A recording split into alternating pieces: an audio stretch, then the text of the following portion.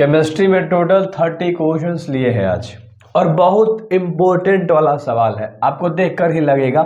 चलो मार्कर का आज इस्तेमाल नहीं करते हैं। जैसे आप लोग सेट लगाते हो, जैसे आप लोग सेट मारते हो, सेम उसी बेसिस पे आज हम लोग केमिस्ट्री में ऑब्जेक्टिव करते हैं। और मैं देखना चाहता हूं कि आप पूरे चैप्टर कर लिए हो। मेरा प्लेलिस्ट तैयार है केमिस्ट्री का चैप्टर वाइज। अगर आप पूरा किए हो या कहीं से भी किए हो, ध्यान से सुनो मेरी बातें, तो आप इन 30 में से 28 या 26 या 24 क्लियर कर सकते हो, क्योंकि ये जो क्वेश्चन है वो PYQs है। ध्यान से समझना, पीछे आया हुआ सवाल है। अगर तुम्हारा 23 सही नहीं होता तो समझो तुम बोर्ड में नहीं फोड़ने वाले, तुम्हें और तैयारी की जरूरत है। सबसे पहला सवाल है कि निम्नलिखित में कौन विलयन में विद्युत का संचालन करते हैं?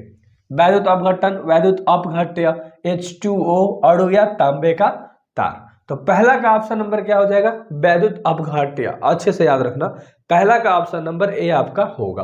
पहला का ए ऑप्शन इलेक्ट्रोलाइट्स होगा। ठीक है, अगला क्वेश्चन की तरफ हम लोग मूव करते हैं। ध्यान से, पहला का ऑप्शन नंबर ए होगा। अगला जो आपके पास सवाल दिखाई दे रहा है, समुद्र जल का परिसारक दाब लगभग होता है। तो परिसारक दाब जो होता है किसकी कर रहा है? समुद्र जल की बात कर रहा है। 4 ऑप्शन तुम्हें दिख रहे हैं, ध्यान से देख लो। ठीक है, दूसरा का जो राइट आंसर होगा वो क्या होना चाहिए? 30 ATM। ठीक, क्लियर है बिल्कुल। पहला का और दूसरा का दोनों अगर आपका सही है तो समझो आप अच्छे डायरेक्शन में हो, आप अच्छे से तैयारी कर रहे हो। अगला सवाल के ऊपर बात करेंगे कि विलयन के अणुसंख्य गुणधर्म का उदाहरण, है ना। 4 ऑप्शन है तुम्हारे पास। अब इन चारों में कौन सा ऑप्शन सही होगा?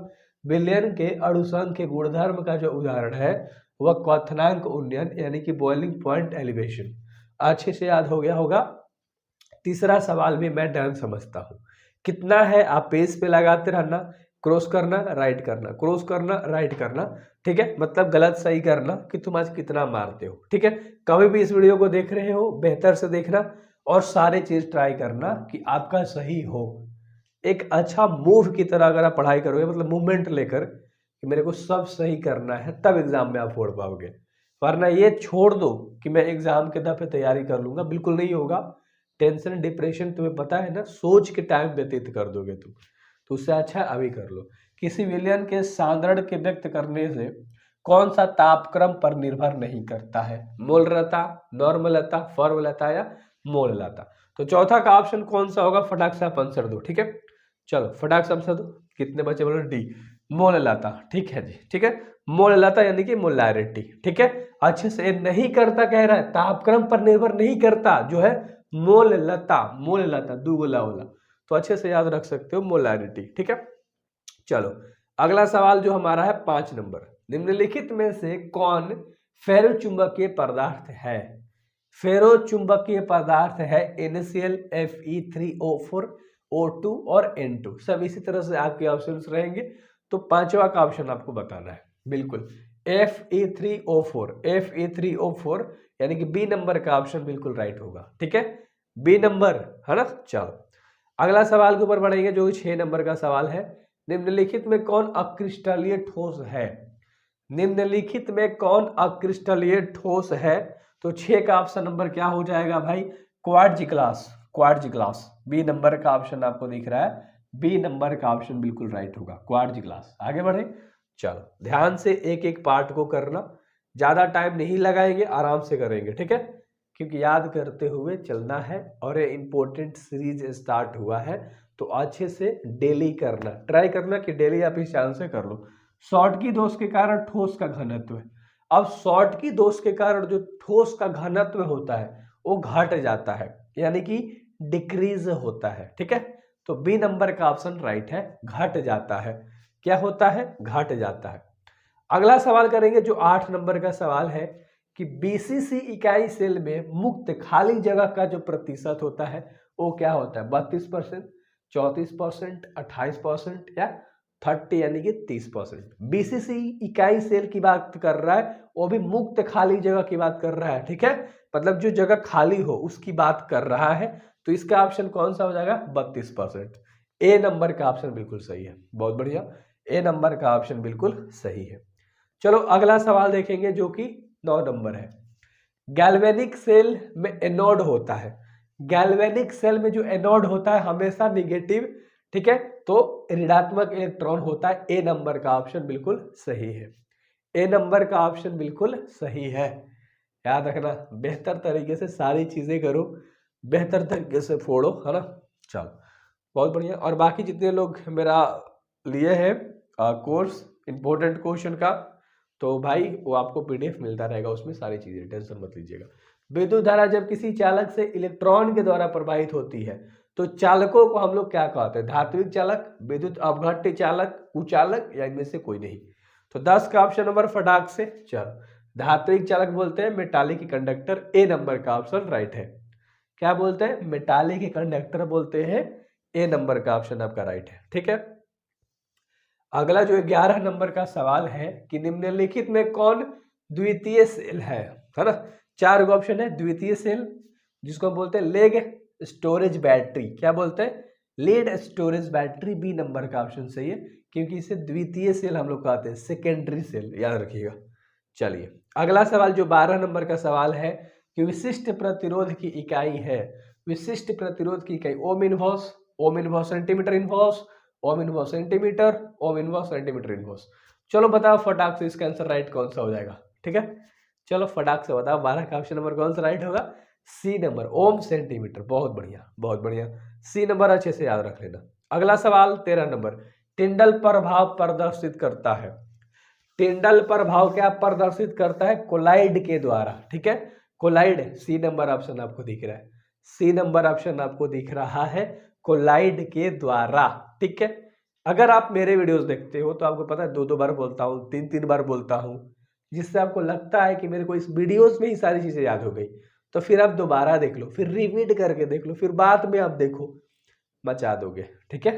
चलो अगला सवाल जो है 14 नंबर, अपमार्जक को कहा जाता है, अपमार्जक को क्या कहा जाता है? पृष्ठ सक्रिय, ठीक है। चलो तो ए नंबर का ऑप्शन सही है, सरफेस एक्टिवेटर, है ना, अच्छे से याद रख लेना। चलो आगे बढ़े आगे बढ़े आगे बढ़े, अगला सवाल करें 15 नंबर, स्टोर्च के जल का अपघटन में निम्नलिखित में किस एंजाइम का उपयोग होता है? याद रखो क्वेश्चन, मैं हमेशा बोलता हूँ शब्द पे गौर फरमाओ, वरना क्वेश्चन बदलेगा, आंसर बदलेगा, तुम्हारा नंबर कटेगा। तो इसलिए स्टोर्च के जल अपघटन में निम्नलिखित में से किस एंजाइम का प्रयोग होता है? 15 का ऑप्शन नंबर फटाक से बताओ, 15 का ऑप्शन फटाक से बताओ। डाइस्टेस, बहुत बढ़िया, डी नंबर का ऑप्शन आपको दिख रहा है, डी नंबर, ठीक है। चलो अगला सवाल 16 नंबर क्वेश्चन हमें करना है, एंजाइम का मुख्य अव्यय क्या होता है? एंजाइम की बात कर रहा है, प्रोटीन, कार्बोहाइड्रेट, वसा या हार्मोन, है ना। 16 का ऑप्शन नंबर कौन सा होगा? ए, प्रोटीन। बहुत बढ़िया बहुत बढ़िया, the main component of enzyme is protein, ठीक है। आगे ध्यान से देख लो 17 नंबर, विलयन की चालकता समानुपाती होती है, विलयन की जो चालकता है वो समानुपाती होती है आयनों की संख्या के, जिसको हम नंबर ऑफ आयंस बोलते हैं, ठीक है। तो बी नंबर का ऑप्शन राइट है, बी नंबर देख लो ध्यान से, याद हो गया हुआ, ठीक है। चलो अगला सवाल करते हैं। अगला 18 नंबर सवाल है कि विद्युत रासायनिक तुल्यांक का मात्रक है, विद्युत रासायनिक तुल्यांक का जो मात्रक होता है लाडलो, वो कूलाम्ब पर कूलाम्ब होता है, ग्राम पर कूलाम्ब होता है, ठीक है। तो सी नंबर का ऑप्शन आपका राइट है, क्वेश्चन पे फोकस, ठीक है। चलो कोई दिक्कत नहीं है। अगला सवाल करेंगे जो 19 नंबर का सवाल है कि निम्नलिखित में किसके लिए हिमांक का अवनमन अधिकतम होता है? 4 ऑप्शन है, K2SO4, NaCl, यूरिया और ग्लूकोज। तो 19 नंबर का सवाल मुझे लगता है कि K2SO4 हो जाएगा, नहीं? ए नंबर का ऑप्शन सही है, बिल्कुल बिल्कुल। चलो अगला सवाल देख लो जो 20 नंबर का सवाल है कि शून्य कोटि की अभिक्रिया के लिए वेग स्थिरांक की इकाई है, शून्य कोटि की अभिक्रिया के लिए वेग स्थिरांक की जो इकाई है तो क्या होगी?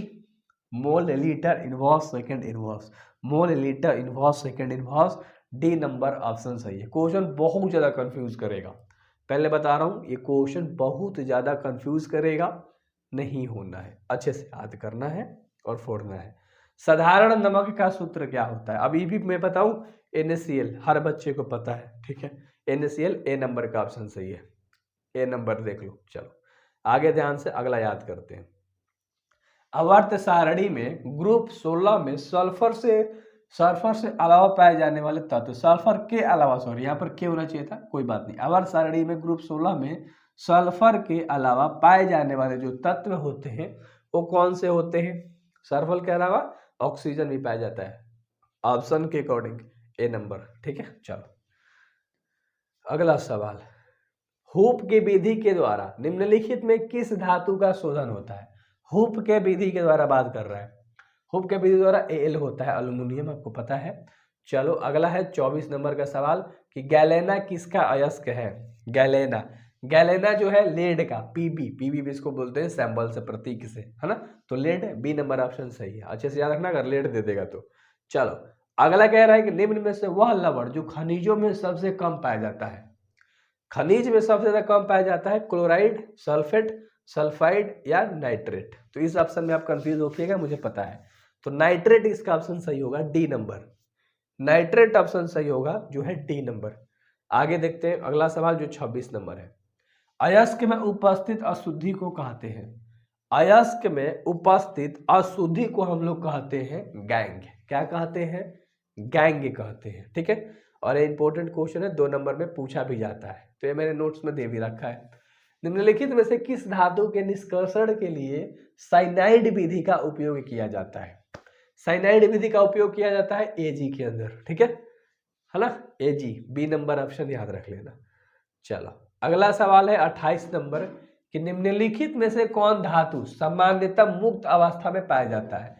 Cu, Au, Al और Fe, 4 ऑप्शन है। ये शायद आप बता दोगे कि Au जो है ना, वो क्या धातु जो सामान्य है मुक्त अवस्था में पाया जाता है। आप ट्राई करना, मॉडर्न पीरियोडिक टेबल याद कर लो, जैसे hydrogen, helium, lithium, beryllium, boron, carbon, nitrogen, oxygen, fluorine, फ्यून, न्यून। तो इस तरह से करके आप कम से कम 50-60 याद रखो। वैसे 12th में आपको पूरा देखना होता है, क्योंकि सैंपल कब कहाँ पूछ दे तो आप कंफ्यूजन में ना पढ़ो, 2-3 नंबर बचाने के लिए। ठीक है, कभी कभी 6 नंबर तक आपके बच जाते हैं। सब सैंपल अगर पता हो तो यहाँ से सूत्र आपको अच्छे से याद होते हैं, नाम याद होते हैं, तो हर चीज आप 6 से 5 नंबर बचा सकते हो अपने बोर्ड एग्जाम में। C6H6 कैसा पदार्थ है?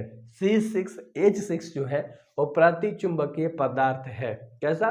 प्रतिचुंबकीय। सी नंबर का ऑप्शन आपको दिख रहा है, सी नंबर का ऑप्शन दिख रहा है, प्रतिचुंबकीय पदार्थ।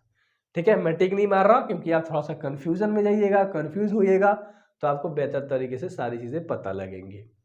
किसका ऑक्सीकरण विभव सबसे अधिक होता है? मैग्नीशियम का, Mg का। बहुत बढ़िया, हर चीज याद हो गया होगा, डी नंबर ऑप्शन इसका सही है। सो बेहतर तरीके से फॉलो करो मुझे, मचाएंगे, डेली फोड़ेंगे एंड बवाल मचा देंगे। सो बेस्ट ऑफ लक, ला डालो। मिलते हैं अगले वीडियोस में। टाइम याद रखना, 6 बजे फिजिक्स, केमिस्ट्री और बायो कराता हूँ, उसके बाद लाइव आता हूँ तो हिंदी ग्रामर, इंग्लिश ग्रामर कराता हूँ। Best of luck.